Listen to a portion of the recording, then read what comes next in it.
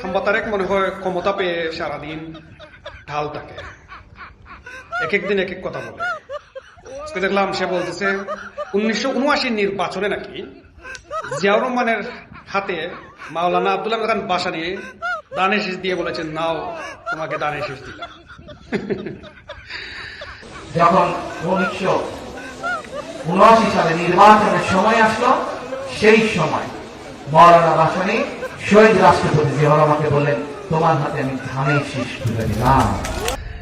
অথচ বাস্তবতা হচ্ছে 1976 সালের 17 নভেম্বর ঢাকা পিজি হাসপাতালে চিকিৎসাধীন অবস্থায় মাওলানা আব্দুল হামিদ খান বাসানি ইন্তেকাল করেন।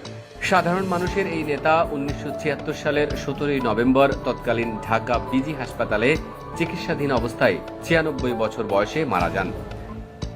এখন এই যে গাজাগুড়ি ইতিহাস যে বানাচ্ছে, এই যে খাম্বা তারেক, এই যে গাজাগুড়ি ইতিহাস 2 দিন পর পর এক একটা পরিবর্তন করতেছে, এগুলা তো রেকর্ডের জিনিসকে তারা পরিবর্তন করতেছে। এখন কোন ব্রেন নিয়ে রে ভাই দেশ চালাচ্ছে? কোন ব্রেন নিয়ে? এত বড় অপদার্থ মানুষ কিভাবে এত বিগ লেভেলের, হাই লেভেলের অপদার্থ হতে পারে?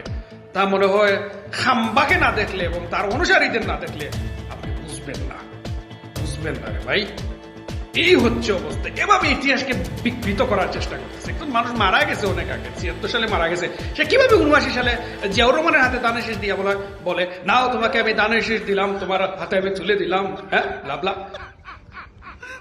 কোন লেভেলের বন্ডামি রে ভাই এগুলা?